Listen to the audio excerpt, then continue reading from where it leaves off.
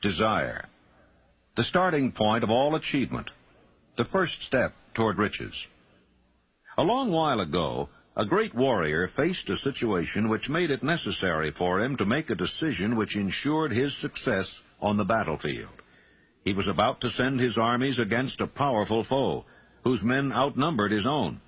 He loaded his soldiers into boats, sailed to the enemy's country, unloaded soldiers and equipment, then gave the order to burn the ships that had carried them. Addressing his men before the first battle, he said, "You see the boats going up in smoke. That means that we cannot leave these shores alive unless we win. We now have no choice. We win or we perish." They won. Every person who wins in an undertaking must be willing to burn his ships and cut all sources of retreat. Only by so doing can one be sure of maintaining that state of mind known as a burning desire to win, essential to success. Every human being who reaches the age of understanding of the purpose of money wishes for it. Wishing will not bring riches, but desiring riches with a state of mind that becomes an obsession, then planning definite ways and means to acquire riches, and backing those plans with persistence which does not recognize failure, will bring riches. 6 ways to turn desires into gold. The method by which desire for riches can be transmuted into its financial equivalent consists of 6 definite practical steps. That is, first, fix in your mind the exact amount of money you desire. It is not sufficient merely to say, "I want plenty of money." Be definite as to the amount. There is a psychological reason for definiteness, which will be described in a subsequent chapter. Second, determine exactly what you intend to give in return for the money you desire. There is no such reality as something for nothing. Third, establish a definite date when you intend to possess the money you desire. Fourth, create a definite plan for carrying out your desire, and begin at once, whether you are ready or not, to put this plan into action. Fifth, write out a clear, concise statement of the amount of money you intend to acquire, name the time limit for its acquisition, state what you intend to give in return for the money, and describe clearly the plan through which you intend to accumulate it. Sixth, read your written statement aloud twice daily, once just before retiring at night and once after arising in the morning. As you read, see and feel and believe yourself already in possession of the money. It is important that you follow the instructions described in these 6 steps. It is especially important that you observe and follow the instructions in the 6th paragraph. You may complain that it's impossible for you to see yourself in possession of money before you actually have it. Here is where a burning desire will come to your aid. If you truly desire money so keenly that your desire is an obsession, you will have no difficulty in convincing yourself that you will acquire it. The object is to want money and to become so determined to have it that you convince yourself you will have it. Can you imagine yourself a millionaire? To the uninitiated, who has not been schooled in the working principles of the human mind, these instructions may appear impractical.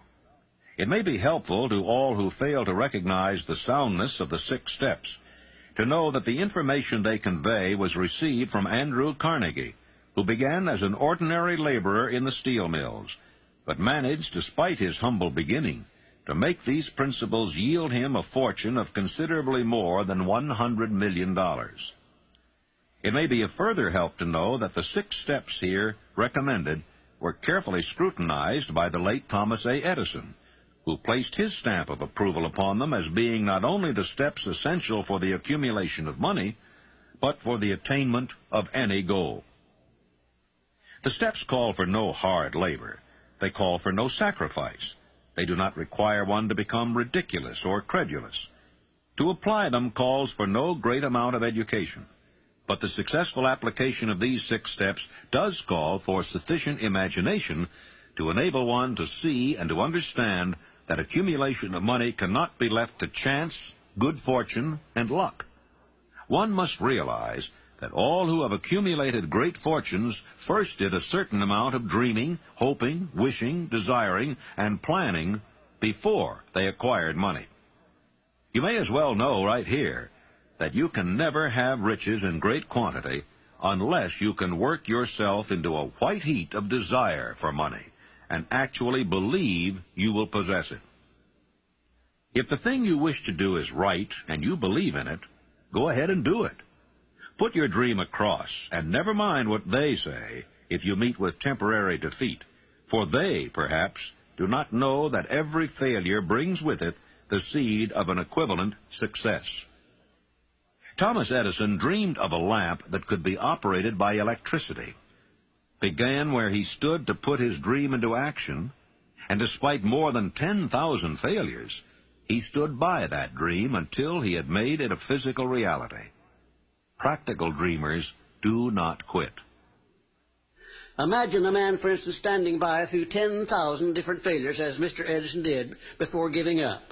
His personal initiative was so definite that he told me that if he hadn't found the secret of the incandescent electric lamp, that at that very moment he would be in the laboratory working on it instead of being out there wasting his time talking with me. And then in a more serious note, Mr. Edison said, you know, I had to succeed because I finally ran out of things that wouldn't work. And I've thought of that so many times, wondering why more people don't keep on keeping on until they run out of things that won't work, for then they're bound to find the thing that will work. There is a difference between wishing for a thing and being ready to receive it. No one is ready for a thing until he believes he can acquire it. The state of mind must be belief, not mere hope or wish. Open-mindedness is essential for belief. Closed minds do not inspire faith, courage, and belief. Remember, no more effort is required to aim high in life, to demand abundance and prosperity, than is required to accept misery and poverty. I believe in the power of desire backed by faith, because I have seen this power lift men from lowly beginnings to places of power and wealth. I have seen it rob the grave of its victims.